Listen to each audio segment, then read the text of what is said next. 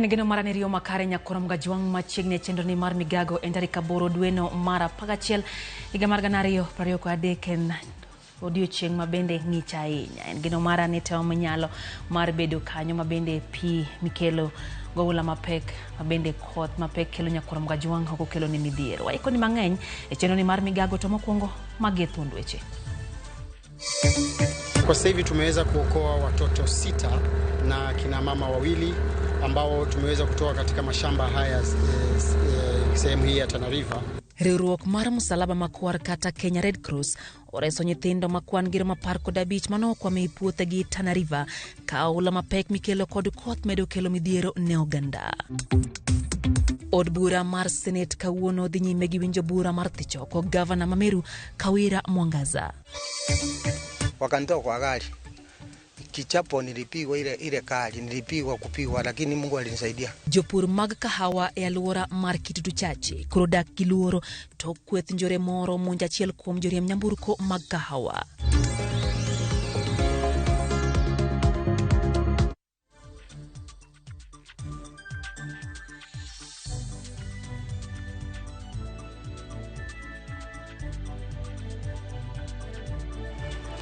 Machiegni nyakorom gajuang e chenro ni mar Migago nyinga Lydia. Okay, bethuolo matudi kodwa live marote machuo kari adek au channel no kabende wantiere live Facebook, YouTube duto warwake pachi sechagi mag saa 7 machiegni. Koth machwe pacho ka medo kela chied nade ne oganda e kor gwenge. Riwruok mar Msalaba Makwar kata Kenya Red Cross noreso oganda bura kamoting'o nyithinda 15 mane koth ogeng'onegi e chula moro e gwenge Mafeji e Garsen, County ma Tana River. Nyithindo mantiere bo higni 10 gi jonyuolgi nokwame puothe kinde mane oula mapek nomuomo kendo geng'onegi chopo yudo resruok. Yangore ni ne gibuono ute mar dar kanyo kutendore gi cham mane nie puodho no, cham mabene ne gikone no ywer gi oula mapek. Jodak Mafeji e Garsen kwa Migago mar Red Cross mondo dhi nyime gi chwalo kony mar reso gi kinde koth makama. Manager mar Red Cross kwa Nam Chumbi Hassan Musa omedo jiwo oganda modak machiegni gi aora Tana mondo mi odar odhi kuonde moting'ore gi malo mathiro masira makamano.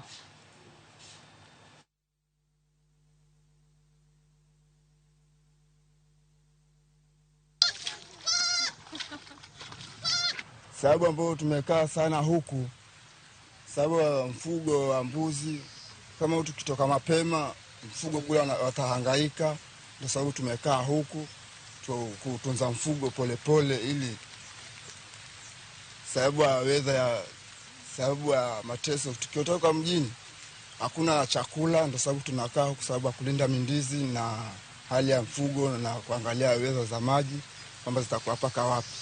Mimi nakaa huku na watoto na mbuzi. Mzee anakaa Garseni. Ukimpigia simu anasema "Oh, nakuja." Sasa hii furaha yangu mmekuja, mmetusaidia, tunatoka. Hatuendi na maji. Nimeshukuru. Kwa sasa hivi tumeweza kuokoa watoto 6 na kina mama 2 ambao tumeweza kutoa katika mashamba haya sehemu hii ya Tana River. Na bado kuna wengine wengi ambao wamekwama katika mashamba haya na mtu kwa sababu ya mto kuweza kufurika maji na kuvunja kingo zake. Hivi sasa tumewaacha wazee wao ama baba za hawa watoto kwenye mashamba, na mifugo pia hatukuweza kuibeba kutokana na uwezo wa boti yetu kuweza kubeba watu.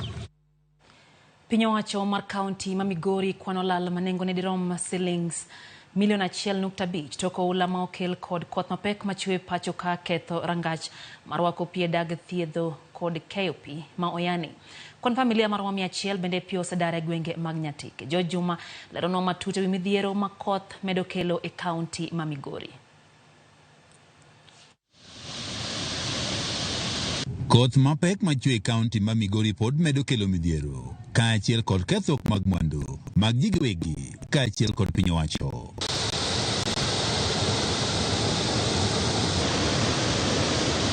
Familia malo 100 mogigo mag Nyatike osedare miechgi kaure kod koth mapek ka mwandu mathoth ma oting'o puothe kod kata rangach marwako pi e kar thiedho kaachiel kod KOP moyani bende pi oseywero. Line wa matero pi nyaka Migori town Oula mar pi ma koth manyochwe maduong' malo Kalango obiro yani ka kendo ywero pipe pote koro onge kaka pi ringe ei pipe go kadhi nyaka kuma ithiedhe mondo wamiye jo Migori. Jatend migawo mar pi e kaunti ma Migori Christopher Osana wach ni mwandu mokethi kod pi e karangach mar rwako pi e kar thiedho kod keo pi moyani koro romo $5 million.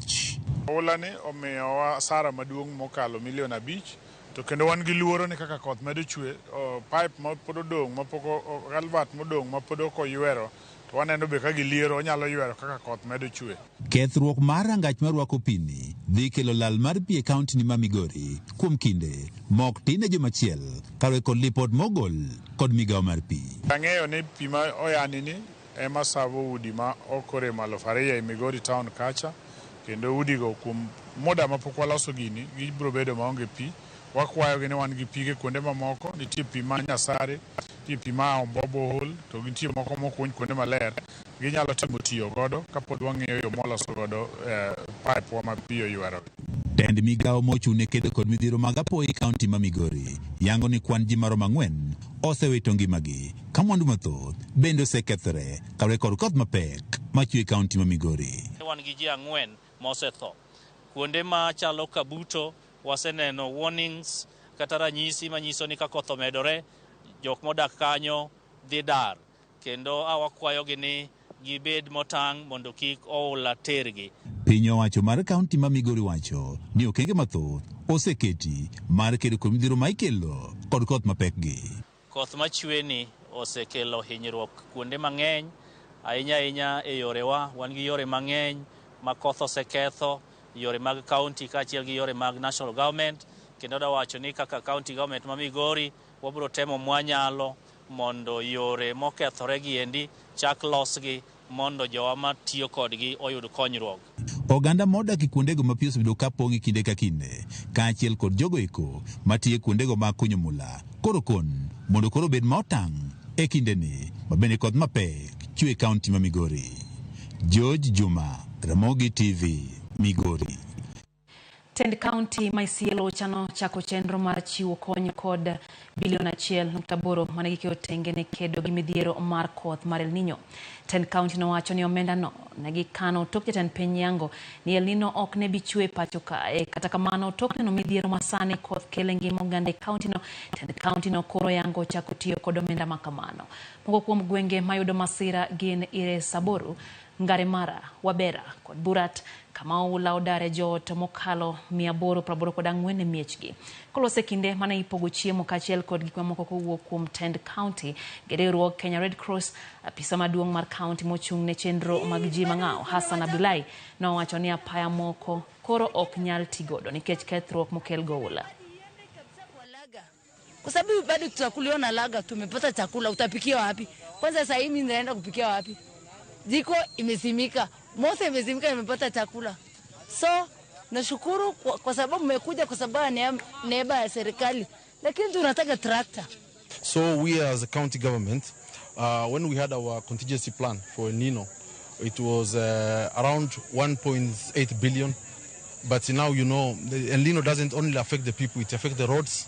The roads will be, you know, it will be impossible to pass. The road will be affected. Hospitals, now those source of water pans, and even the water balls, all of them, they are affected. All needs to be repaired. So as a government, after the advice of the national government that the El Nino is not there, we shelved the plan. But I promise and I assure you that from now henceforth, we'll start implementing the plan and we will contact all the development partners. And even as we speak, our governor is at Nairobi, is in talks with the national government. Kwa dhimbele nyakor mga jwang ateri nyake imbo mar piny Kenya kamajo kanyo mag duond bura mar UDA mawuoke kate od bura ma Kandui county ma Bungoma wuok mar keto kenge mar bero duond bura no motelo ne yiero maduong' pachoka. Kutane gi Collins Muhongo mag geto laro kom mar jagoro mar UDA county ma Bungoma gilero ne gimiyo pek dwaro mar jiwo Uganda mondo miyo tim andik mar riwore gi duond bura no.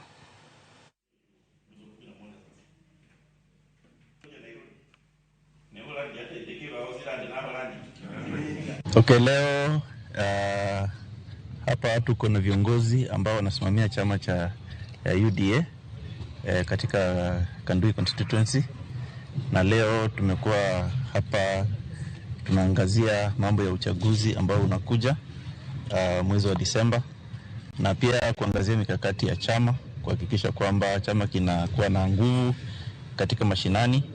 Na hapa viongozi tumewarai tu kwamba waendelee kuandikisha wanachama. Mimi leo nashukuru sana hao members wetu wamekuja, tumekusanyika pamoja, tumefanya mikakati ya chama, na mnaona vile chama cha UDA kimeanza kushika kabisa na kinaendelea kupanuka. Pia tulipata pick catch Mheshimiwa Wycliffe Wangamati. Leo tumepata pick catch nyingine Mheshimiwa Collins Muhongo, na tunaona kama tunaendelea vizuri. Tunataka tushike Bungoma na tuwe vizuri na tuchukue viongozi by 2027. Tunataka tuwe tunaongoza hii mambo ya assembly na tuwe pia tunaongoza mambo ya MPs. Sisi tumejipanga. Wazee tumekuwa nao, vijana tumekuwa nao. Hata hii kiti ya Kandui constituency niko na mzee Sikuta, watu tunaenda kupimana. Sasa watu yeye na mimi, kama akisema amechoka kidogo nipeleke nyumbani, si watu watakubali. Na mambo Kandui imewaka, vijana wamesema pia wazee wapimani.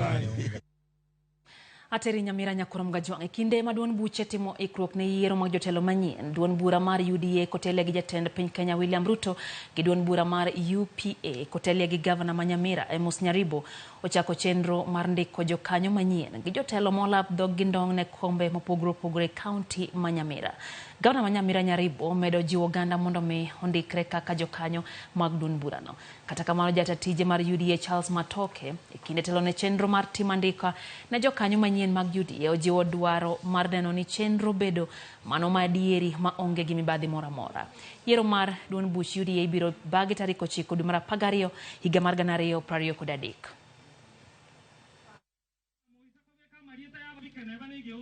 Mahali tuko na nguvu zaidi ndio tunaanzia, na nimewaambia tunaenda kaunti zingine on the minimum chini kabisa 26.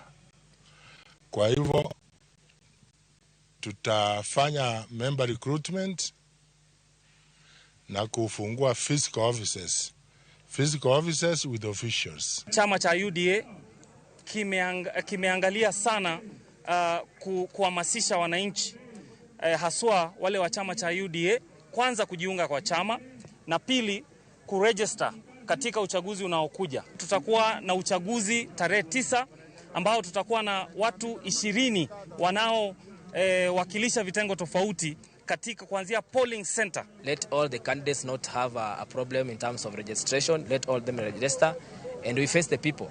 So we are asking the UDA and the leadership to make sure that there is no bias, there is no discrimination. All the categories, I am sure when I looked at the list, there are so many categories, meaning they have tried to cater for all categories of people in the society. Jotenduon bura mar ODM mawuok ward ma South East alege kati mod bura ma Lego Songa manyo kenge mag thiro chenro mag UDA matemo soko tiende gwengego. Kotene kanyo gi MCA mar gi Scholastica Mado, jotelogo koro lieko ni agents mag UDA osechako donje gwengego kendo kawo jokanyo mag ODM. Mado wacho ni duon bura mar UDA miyo joga soya matintin kar manyo yore mag tingo malo ngimagi chuth. Omedo ni gidwa chako wuotho dot ka dot kage timo campaign matieko jopiny kala tiego jopiny obeda kicha kik wuondgi kolone duon bura mar UDA kod sirikal mar Kenya Kwanza en sirikal moserem chopo singo mane gimiyo ganda jo Kenya kinde mag campaigns.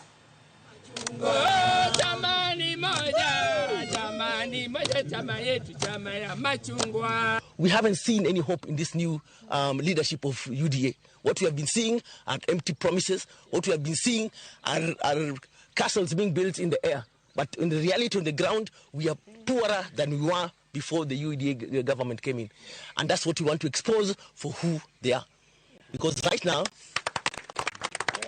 the poverty levels in our area, I'm talking about Southeast Lagos, the poverty levels are very high. And the government isn't interested in that. We have come out and we will walk door to door, telling our members that in the morning they go out. Let them eat everywhere. But in the evening, our house is ODM. We want to tell those people, even if they have money, we are not afraid. Money is not everything. They will bring their money, we will eat. But at long last, we will remain ODM. In this zone, we are ODM, and we are telling them we are ODM. We will not brand ourselves with another name. This region remains ODM. As party officials from the grassroots, we are here also to represent the other members from the grassroots. And we are speaking in one language, that from here, we are going to strengthen the party. We have good strategies on how to encounter the UDA move. Dakika inapaga uchelnya kuram gajuang bang sa habirio marudio chieng chenro en Migago na nyisi ni wanyalo goyo kodi mbaka manaka kapile nyiswani to inti paranganya kutendre gi weche gi manyien mwaiko ne kabende nyalo nyiswani into ni Ramogi TV ka intiere kanye aneno ka onyiego Black Jack wacho ni intiere industrial area okete mana ka Ramogi TV sechegi neno bende ote mar DJ G Sound wacho ni oseche kine chenro mar Migago King Zine wacho kanyo ni en bende intiere kodwa chendo Happy Henry wacho kanyo ni en bende oseche kine kaka pile nyakuram gajuang neno waka intiere gwengo makisumu Dorothy Wambo wacho no winjo wayo makare Eriko Buru kanti Nairobi wacho ni Kenya entire Nairobi Kenya Avenue kata wacho ni Akolot Ezekiel Otieno kawuok rodi Kopanyo wacho ni tiere kodwa chendo Lawrence Otieno mano tisani omosh mari yimbo nyamonyo sa check in kaka pile CWS farm wacho kanyo ni chal kagima radio kocha okowinje duol matin wanigiro ni bro lose yo makare bari wodnya semeja piano kantie Kisumu gen kanyo ge jawde Natasha Mama Junior Wendy Gibril gintiere kodwa chendo ni Barak Simi wacho ni Nairobi CBD wacho ni jonyuol ni Migori bendo keto wangie chendo mar Migago Odhiambo Odiwo kantie Kala Kade mo wacho ni entiere kodwa chendo Tanboy JJ wacho kanyo ni en Godfrey Otieno kuwok Central Kanyamkago ward sekete mana Kaira Ramogi TV sechegi neno bende Elizabeth Eromite wacho ni entiere kodwa chendo mora hinya gi weche manyien mago mag Migago Fibio Lielo wacho ni en nyathi Lielo kaen ngomogo Ramogi TV chopo ngomogo e yo makare kaito John William to wacho ni weche gi chopo na yo makare dala mara lega gulo gin kanyo gi min gi nyabos kod jaduong Charles Gol girudo gi kete mana ka Ramogi TV kata kamano wacho no wuoro mana kaka penjo ridore od bura mar Senate kinde makro twak mathi choko governor Mwangaza dhi nyime wacho kanyo ni nyinge machielo en John Te wod nyabos mara Lego Agulu ero kamano kuom oteno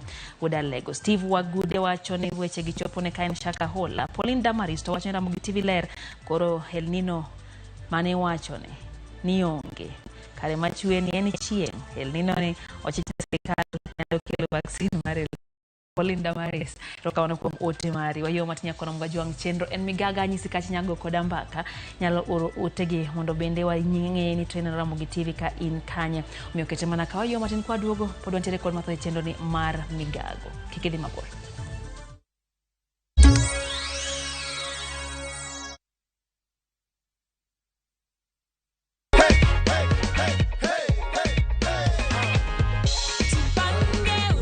Unaona ni how much iko hapo tu? 1,100. Furaha kuu. View sasa ni ukweli. Uliparticipate aje? *487. Then they gave the pay bill number 724,177. Then nikalipa. Na ndio hiyo matokeo.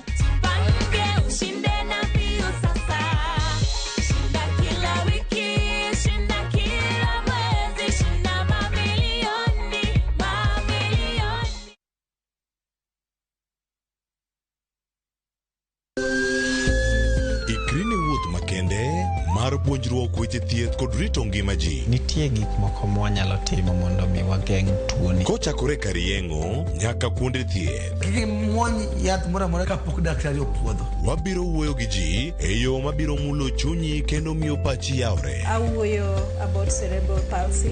Anyalo nyiso jonyuol mamoko ni gimbe giluor. Ng'eyo en teko. To kodok korka ngima mar del, bedo gi ng'eyo nyalo kelo lokruok maduong'. Wach chanjo mar jomadongo ng'eny ji ok dhi nikech ng'eny ji kia. Bende wariwo jowinjo wa e mbaka madhi nyime kokalo kuom nonro matimore e lela. Nitie program moro mabiro miluongo ni penj laktar. obera inya nikech upuonjo gik mang'eny. Koda ka tudruok e yor mbui. Riwri kod Ruth Otieno e penj laktar. Wuok tich nyaka tich abich saa 12 odhiambo mana e Ramogi TV.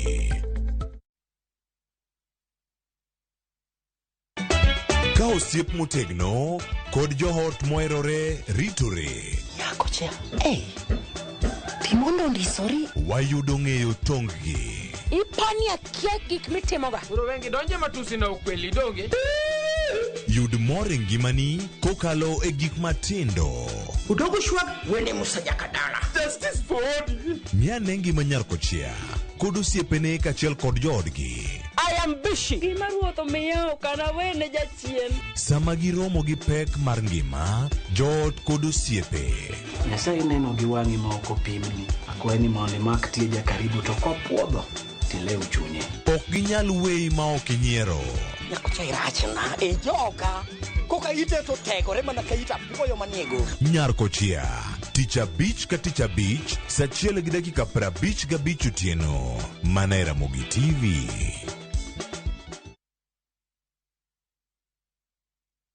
Book your festive holiday Navview Travel. 3 days Masai Mara from 15,000 Kenya shillings. 3 days Amboseli, Samburu, Sava from 30,000 Kenya shillings. Coast Self-Drive from 14,000 Kenya shillings. 5 days Coast SGR from 45,000 shillings. 5 days Coast Flying from 72,000 shillings. 5 days Dubai from 800 USD. 5 days Zanzibar from 940 USD. 5 days Thailand from 1,550 USD. 8 days Singapore and Malaysia from 2,450 USD. Book a group and travel free. Call 0703-254-254 or book online www.viewtravel.com. Wekelea na shabiki kaende. Niliambia kijana mimi sasa siendi na gari, nitengeneze. Nimekujia ndege, uwanja ndege. Nimekujia taksi mpaka hapa. Mimi kwa majina naitwa Samuel Juma Kiboi, natoka Kitale. Na ukipigiwa simu ulikuwa wapi? Nilikuwa kazini. Nakwambia nilipopigiwa simu ilianguka mkononi. Hata nimechukua loan na sijakamata 1,500. Yale nilikuwa nimepanga. Yote yametimia. Kama nini hivi? Niko napeleka mahari ya kijana. Ala. Na nilikuwa nimeweka tarehe 18. Mimi ni mgeni kama gut.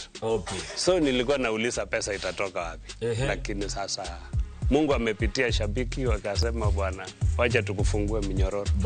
Na ninaambia wale ambao wajacheza wajue ya kwamba chezo hii ni ya ukweli. Na nimeiona leo, na hata wale walikuwa wamekataa wakiwa mapasta wanasema utapeli, jana waliweza kusema, walitubu wakasema sasa hata nao wanaanza kucheza. Kama last week tumefanya tena this week.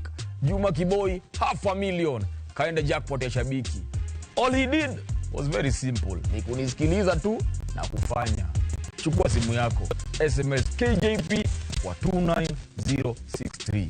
Kaenda jackpot is a guaranteed jackpot. Lazima kila wiki tupatie mtu. Na sio lazima upate game zote. Juma alipata 11 out of 13. Ako na nusu milioni.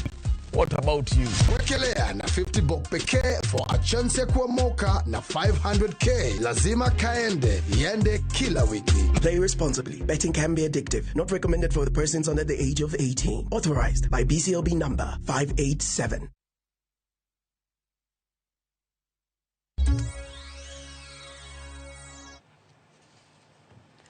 Machiegni kendo nyakor majom kuom kete mana kae Ramogi TV wadhi mbele gi weche manyien. Thoth jonyuol nitiere kod gombo mar chiwo arita makare na nyithindgi anyate kinde makoro skunde mapacho ka olorne. Kata kamano familia more kaunti Narok nitiere kod midhiero bang' min nyan ma jahigni 10 juko jaherane kati manjao ne nyare. Jagono manyinge Jerema Mwangi mongere gi nying maroledhi mar Baba Kadogo mahenja higni 41 wachore no chako dak kod min nyathi ma jahigni 10 tok chonyore kod minode.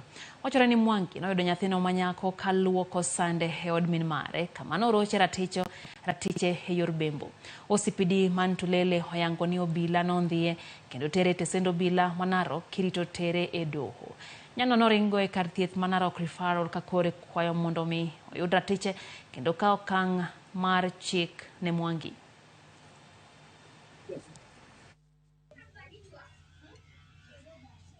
Mimi nilikuwa naosha vyombo, Baba Kadogo akaniita nikakataa kwenda. Tulikuwa tunacheza na msichana mwingine hapo nje, anaitwa Lilia. Vile aliniita nikakataa kwenda, akanivuruta mkono, akaniingisha kwa nyumba na akafunga mlango na msumari. Akaanza kunirepa akiwa amenifunga mdomo.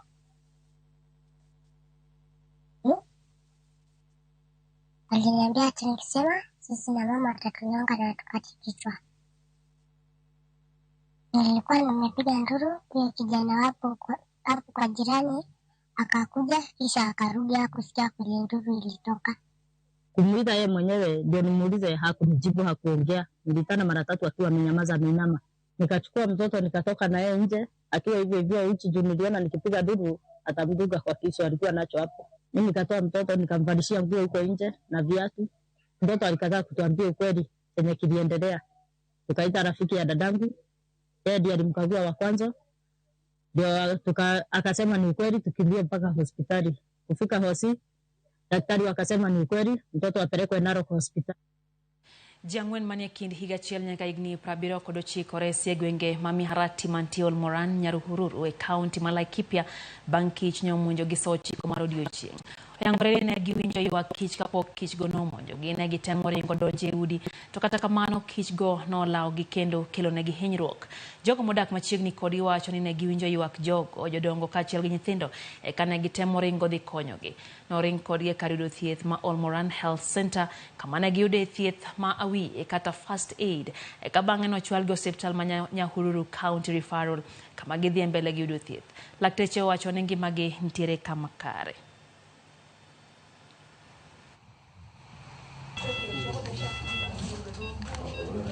Nyuki iliingia kwa ghafla tu, tulikuwa tunakaa tu na watoto. Tukiongea tu na watoto ikarudi ikaingia. Iliingilia kwa mlango ikagiria huko kwa mwamba. Sasa ikajaa nyumba yote. Sasa kitu ile kilileta shida ni kwenda kuokoa watoto. Sasa nikienda kuokoa watoto, najua siwezi kubeba watoto wengine pamoja. Kuokoa huyu kuenda nje inajaa. Tena mimi narudi na watoto kwa nyumba. Hiyo ndio iliendelea. No, kijana mmoja tu ndiye alikuja kutuokoa. Kijana anaitwa Joram Kimani. Sasa ndiye alikuja kaokoa watoto. Sasa ile niliona sasa naja kutoa watoto, sasa mimi nikatoroka akaanza kuokoa watoto. Sasa mimi wakati nilikujiwa tukaenda kwa hospitali tukawakuta walikuwa wamepigwa sana lakini walitibiwa. Kutoka hapo tukatoka Olmoran tukakuja Nyahururu. Sasa wako sawa, hatuoni wakiwa na shida. Jopur makahawa kowuok e alwora ma Nyatiego Kitutu Chache North nitiere kod luoro bang' ji ma ok oyangore mondo kata monjo dereva matero kahawa ka gichich ni maundugo nitiere kod dwaro mar donjo kendo monjo kar kahawa ma alworano. Obila ma alworano dhi mbele kod chenro mar manyo maundugo kata jo maundugo manotimo monjo tieno mane piny orugodo kawuono.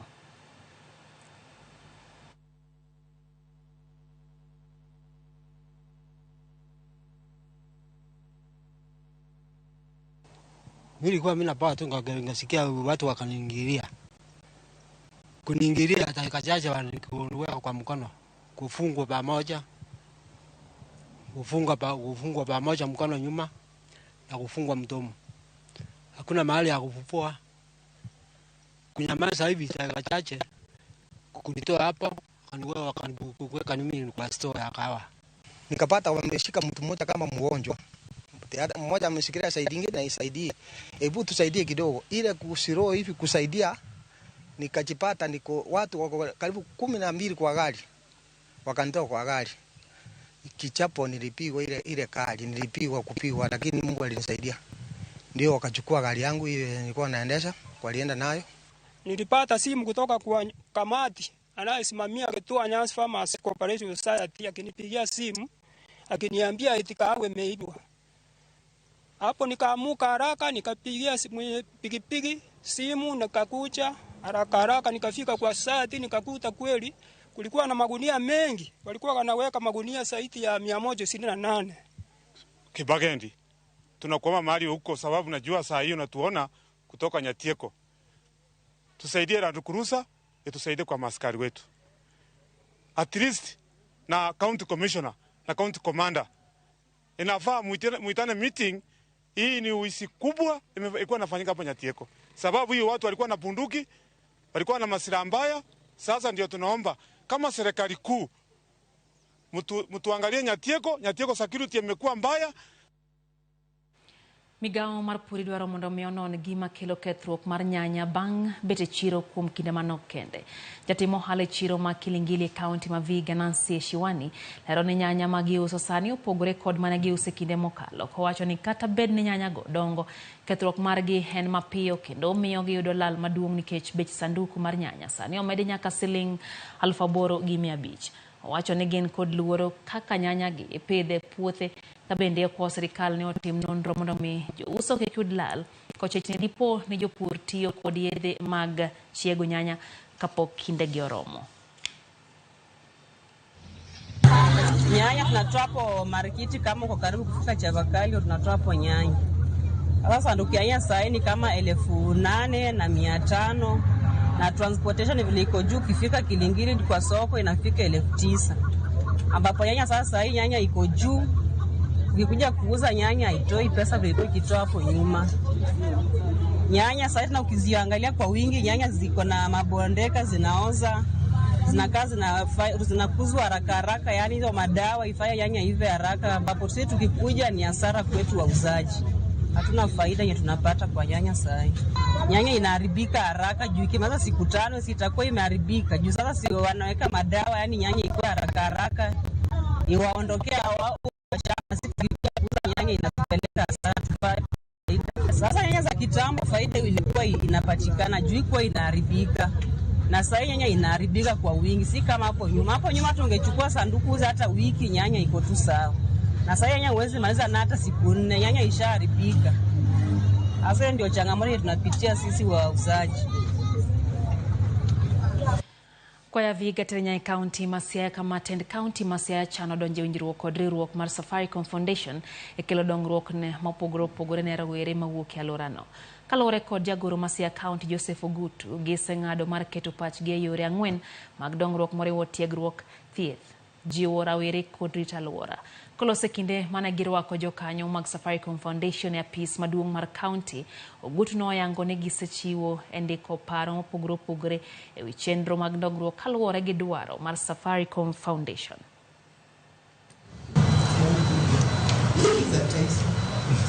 We have also proposed to Safaricom that we can work together to upgrade the VTCs, the centers of excellence, where we have chosen one vocational training center in every sub-county, and we want to work with Safaricom to have them equipped with the laboratories and possibly libraries so that the students in those particular schools can learn in a conducive environment. Since the inception of foundation in this area, we've spent over 108 million on various projects across the county on different things for empowering the youth, health, education, we call it computer labs, computer equipment, we've done that, putting a library, we have done that as well. So we've done various projects in the county, but this time we have come together with the county and we want to put all these projects together in such a way that whatever we do, we leave an impact, we leave a legacy. Kora mugenda kapade koda ng'wen bangsa abiriyo marodio chieng' chendo en Migago adhi mbele gi weche manyien kata kamana rwako pachikacha mondo wagoe kodi mbaki nyisa mago ma into e par. Licho chola wacho kanyo ni en Nyasaye mong'eyo weche mag El Nino. Kata kamano wacho ni sani koka El Nino moke, jotelo ne paro ni samoro El Nino ok nyal timore pacho kae, to sani koth medo chwe thoth gwenge ma Thurka. Harun Rapada kantie Kajiado County wacho ni osecheck in ntiere kodwa chenro kaneno kanyo ote mano mo ya Irflent kantie Ruiru wacho ni osecheck in. Onani kantiere Adomag Valuas Kisumu onge goyo tich, kata kamano wacho ni okete mana kae Migago. Youth Ruthless Babu wacho kanyo ni osecheck in. Belinda Nyarodi bende wacho ni ntiere kodwa chenro, kato Tony to wacho ni Nergi Johnson Ongir kantie Kibego Center bende ntiere kodwa chenro esechege. Jakabongo live from Othoro Kanyamkago wacho ni en bende oseyuore chenro. Aflin na Cheryl kachiel gi Kwasi Joffrey kantie Kitengela, mano Aflin kantiere Siaya Kababa wacho ni weche gi chopone e yo makare. Wycliffe Beach wacho kanyo ni en bende ntiere wang' jowi mar Ramogi TV kendo wacho ni weche gi chopone e yo makare. Melo Sadi kantie Kitengela nini kacha. Stephen Oginga the governor wacho ni entiere kodwa e chenro ni mar Migago, kata mano wacho ni entiere hegwego mar Rodi Kopany ogoyo mana tich kanyo, kata kamano wacho ni Migago to ok bae. Neno kanyo ote mara and new live wacho ni ntiere kodwa e chenro. Joshua Aladho kantiere Thika wacho ni jo UDA osechako pogore e paro, wacho ni wach mar Moses Kuria sechako pogore paro, wach Moses Kuria dhi bedo matek mbele kae, mano pache. Kato John William wacho ni weche gi chopone makare dala mar Alega Gulo yie ni siasa lokore nikech kinde machien kanyo Senator Manandi Migosi Cherargei wacho ni kanyo ni emanene okuongo dok ne jatend migawo e weche tije Moses Kuria, kaito wacho ni sani koro neno ka weche osepogore. Senator no ema dwaro mondo mi ogole apis jatend migawo no en John Te wuod nyabos mar Alega Gulo. Wayo matin waduogo gi mathoth e chenro ni mar Migago kik idhi mabor.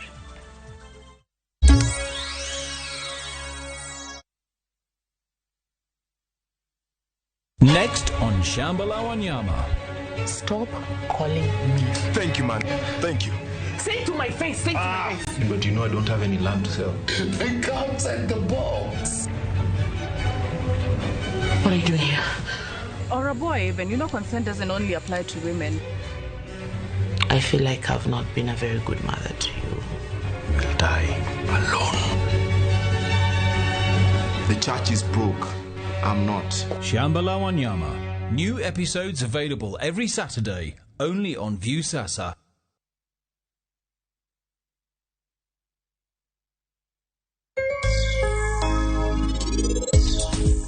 Ber mar nduma kod konya diriyo. Nduma konya an awuon anyalo chame. Mar ariyo miya pesa. Nduma nigi pesa. Nduma nigi pesa ma ng'ama ong'eyo to nyalo pidhe. Nduma dwa bur matut. Alafu sama isekunyo ne bur to ok iume te. Kiseyudo kodhine ikawo tikete tiume half.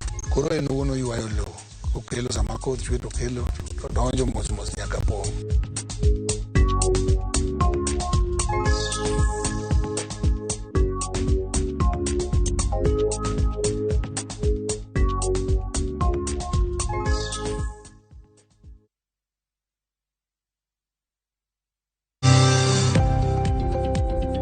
Ohala gi mwandu wakelo ni jolony e weche ohala. It is important mondo wan kaka joluo wabed gi dongruok. Wafwenyo ni adiera matut mag timo ohala. Tijni kidwa time en mana mashin mar luoko to gi kuminya yude pi. Wawuoyo e wi yore makare mag timo ohala. Kisechopo level mabedo brand, ono bende gimoro amora mitimo en gima timo ang'o makelo pesa. Wakonyi dongo ohandi ka wamiyi yore mag kano mwandu. Investment group kawache mana gi nyinge no en choko pesa kasto ikete kamoro kasto golo nyinyo mabiro konyi e kinde mabiro. Omiyo wakwayo ni ji duto ket pesa gi e savings mondo wapuonji kaka gibiro tiyo kodo. Riwri kodwa chieng' tich ang'wen saa 1:45 otieno mana e Ramogi TV.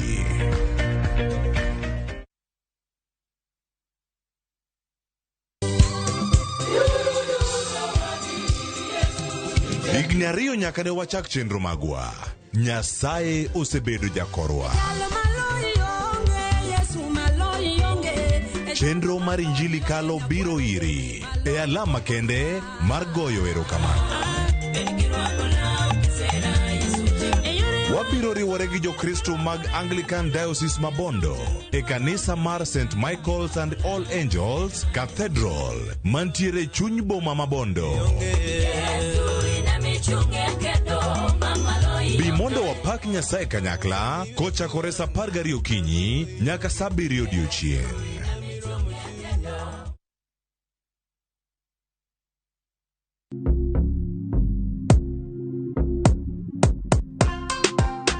Nelson. Yes. Mambo. Poa sana. Uko fiti? Niko fiti. Tuliongea kwa simu sasa tumepatana.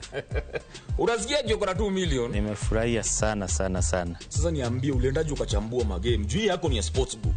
Niliangalia leagues zile ziko zinaendelea. Then nikaenda league kwa league nika distribute risk. Kwa sababu niliona kuna places mingi unaweza betia. So nika select 22 teams.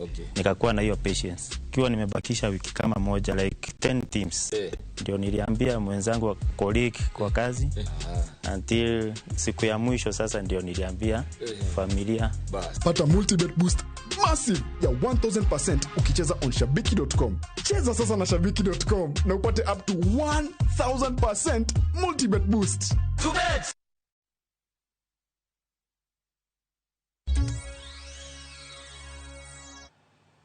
Nyakora mgajwang ramo chenroa mar ngegwenge wakawuono terowa nyaka Karachuonyo County ma Homa Bay mondo awinjo ni nying mar gweng Manowe no chakore nade. Jafom mar Mery Center Dhiambo miyowa sigana no.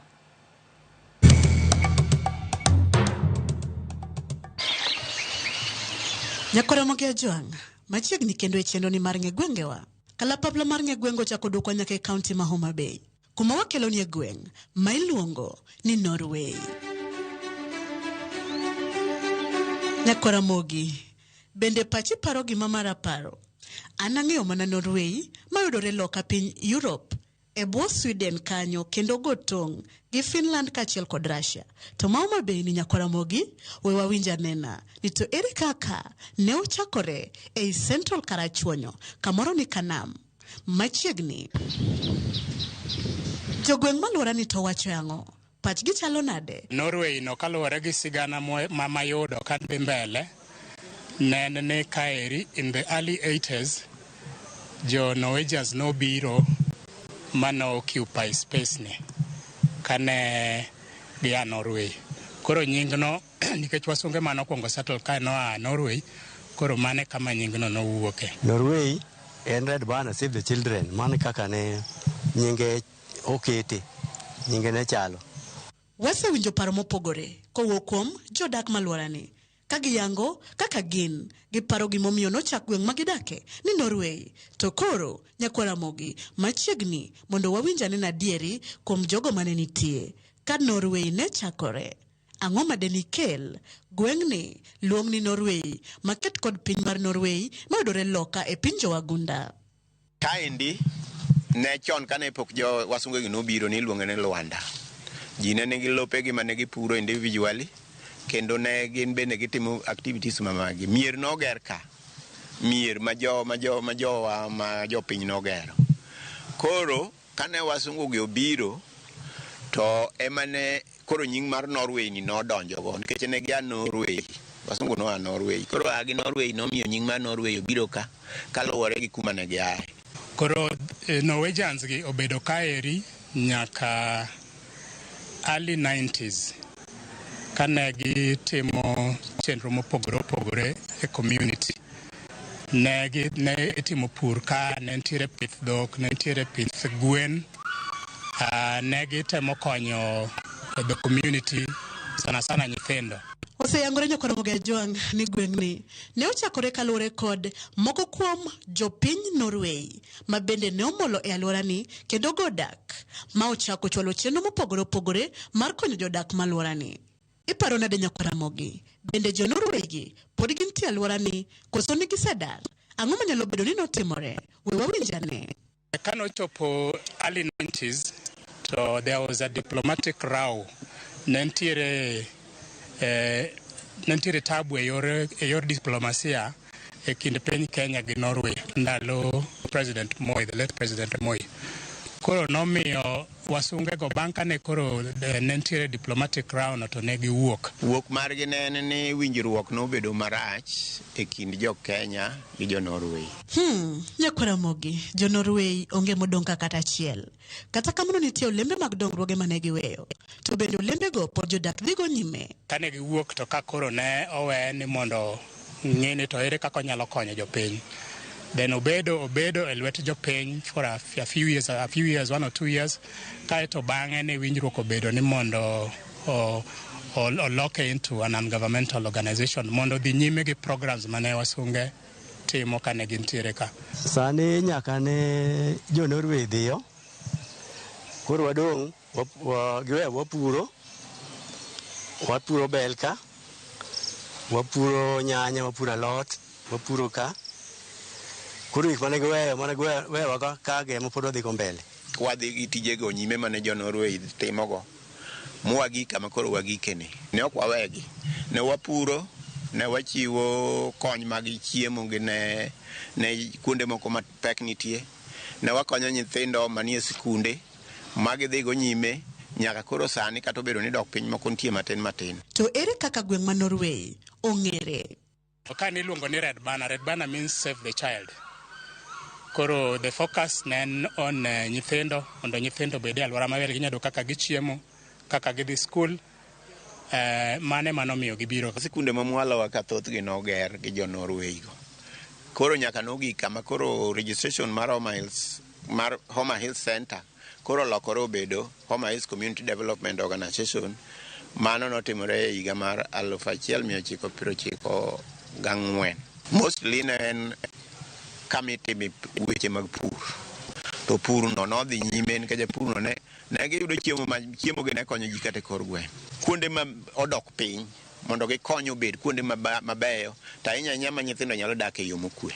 Kata obedo jodak mane odong' e alwora ni tok dar jo Norway dhi nyime kod medo siro kendo chwalo nyime dongruoge mane giweyo. Kwayo mage ma pod gin go mar neno ni gweng' ma Norway omedo dongore kendo ting'ore malo. Nyamang'aya Gladys Wanga, High Excellency, no promise ni jokalro dhi biro mondo gi set up base. And advantages mag kalro en ni jowapuro bel, jowapuro duma, jowapuro horticultural crops e gwenge. Ka uponi wanyalo yudo bel, thothne wasebedo kwatero bel Kitale. To Kitale bor, kata transport cost kende, mitero godo bel Kitale is so high. Ma ka wayudo kalro machiegni to dhi konyowa mondo water bel machiegni. Matiere ni gains dhi bedo mang'eny, ohala dhi bedo mang'eny kuom japur. Lopwa kacha en mar bel kabisa. Gitem mondo mi Homa Hills Community Development oyud ndhadhu mane en go mokwongo kane pod entie. Ginyalo sponsor gi e yo moro amora ma ginyalo mondo gik mane timore chon ka obed ka dhi nyime e Homa Hills ka. Mana kaka pile Nyakwara Mogi wacho gani wote kine. Sami wuotho tiradogo samiradogo do tipenjori ni nochakore nade. Kawuono wuodhwani oradonwa kod Norway. Ng'ama nong'eyo ni nitiere gweng' moro kaluo kaendi ei Karachuonyo ei Homa Bay miluongo ni Norway. Kata nakia. Ka ok auso lewa ang'eyo ni thothwa ne wang'eyo mana Norway mane piny loka jorochere. Kata kamano sani kiwinjo ka ng'ato wacho na jachopo Norway, adadhi Norway, awuok Norway, to nyaki kuongi penje ni ler nane Norway mane midhie, ma Homa Bay koso maloka piny jorochere. Ka kamano toriti masani Nyakwara Mogi ajuang kikidhi mabor medikete mane wang joy mar Ramogi kuma wabu medo kelonu nono magwenga mopogore obed ming'eyo mapok iwinjo kata ma iwuokie medikete mana kaendi kikidhi mabor. Nyinga Millicent Adhiambo.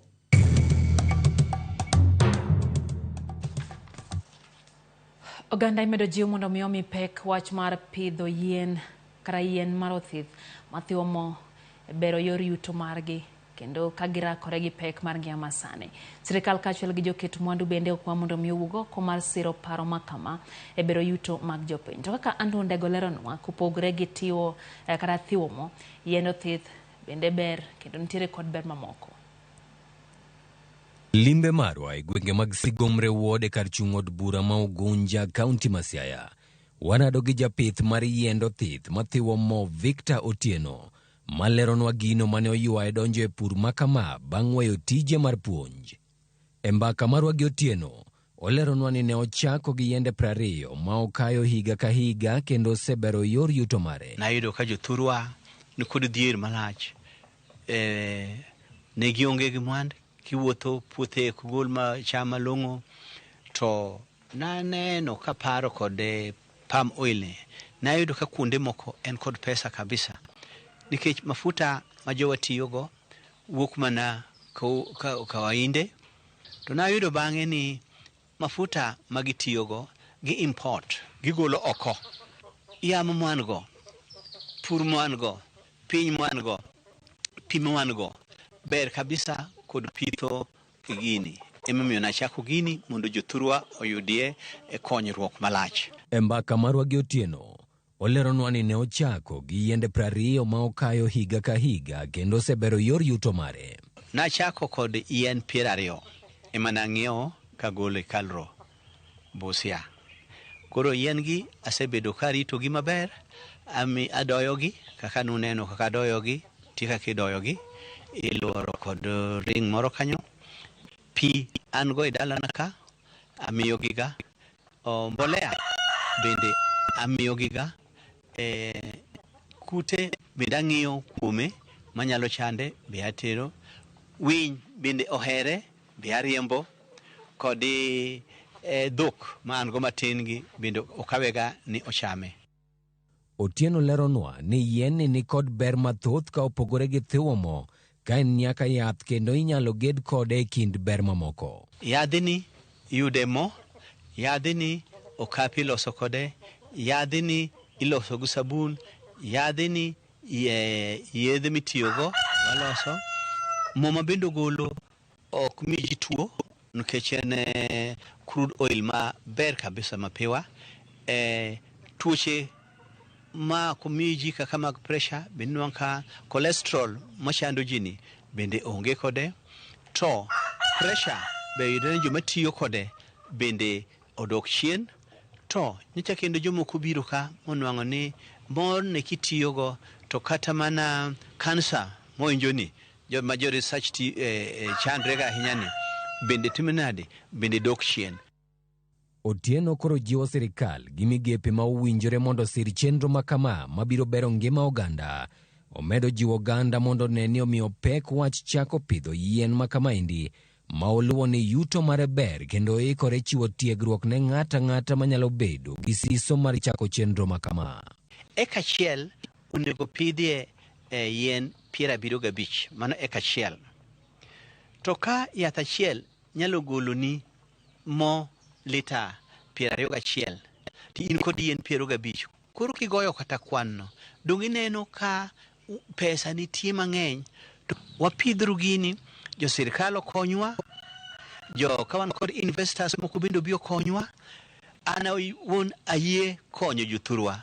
Anyalo wuok mapuonjgi, anyisgi kaka itimo gini, gibende gibika, ging'e kaka itime, to gibiro bedo kod konyruok maduong' manyaka ne pod ok gidwar nwang'o. Mana kaka gik moko duto mabecho, pidho yien ni ok kosa chiedh nade. Japur yango ni mondo mi ng'ato oka ber mar pidho yien ni, nyaka iket okenge mowinjore kendo chiwo arita e neno ni lek makama onyago lemo. Andrew Ondego, Ramogi TV.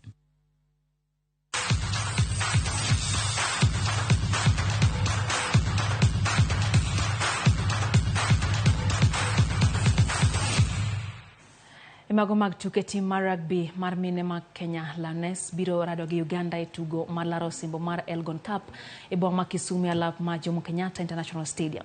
Kweth mar Kenya idhi telne gi jotugo Enido, Adana Kemunto gi Phoebe Akinyi.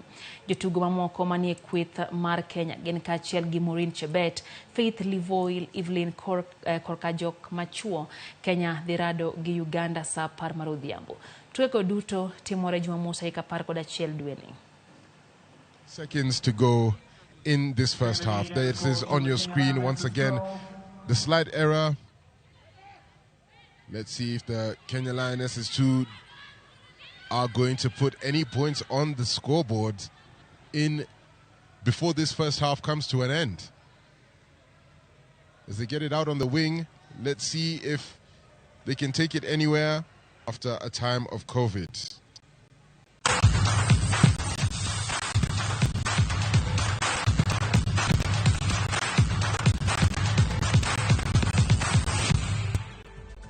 Gikanye mwatike chendo mar Migago nyakoro mga jwang'ero kamano kuom kete mana kai Ramogi TV kapo kawei asoye moko kuom otego mabe no kochopo e studio kae mago mabende hioro kanyo gi mo kuom joneno mago. Ombuti Matata wacho kanyo ni ntiere kodwa e chendo ni mar Migago no ote marut nyathi Ochieng wacho ne chomo Norway tero di sikuku. Ramogi lera hinya umoja. Calvin Titus wacho ni entiere kodwa chendo Ibrahim Andege kantie Kisumu. Ramogi TV lera hinya. Tairo Dindo kantie Mbitaru Singa wacho ni chopo negeyo makare. Karo Daniel Onyango wacho kanyo ni weche gilera hinya Nakuru town. Kato Evans Ario wacho ni Rodi Kopany binde weche gichope yo makare. Joshua Ladho wacho kanyo neno maler ka entiere Thika wacho ni jo UDA secha kwebedo kanyo gi gwandruok. Aneno bende ote mar Bari wuod Nyaseme Japiano wacho ni Kisumu Ramogi TV chopo negeyo makare. John Paul kantie Webuya ni kacha kaito nyakwaro Molo Senior bende wacho ni osecheki na mana kaka pile. Smith 254 wacho ni entiere kodwa e chenro kanyo kanyo ote bende mano mar G8 Georgias wacho ni weche gi chopo negi e yo makare. Neno bende ote kanyo moya ir Cyrus Uluoch wacho neno yo makare kaito bende janeno marwa mano Faith Mzomo kantiere gwenge Malindi wacho ni osecheki ni ntiere kodwa e chenro kendo weche gi chopo ne e yo makare gwego Malindi. John Otunge kantie Seme Kadela Rozan Cabs kantie Mbita Jamta Wuda Wasi kantie Wasi Boda kachel gi Tobias Owino neno bende MC Awuor kantiere Kawango Wycliffe Beach Elisha Ochola gi Charles Ochal giduto nyakoro mga jwangen kodwa chendo nikech sayena monda wethulo ne Sela Brenda Nyarochieng abende biro kanyo gi kolokole instrumento le chenro mar mbak ndalo biro mna thuolo machuok bang' makikidhi mabor nyinga Lydia Okeyo. Oriti masani.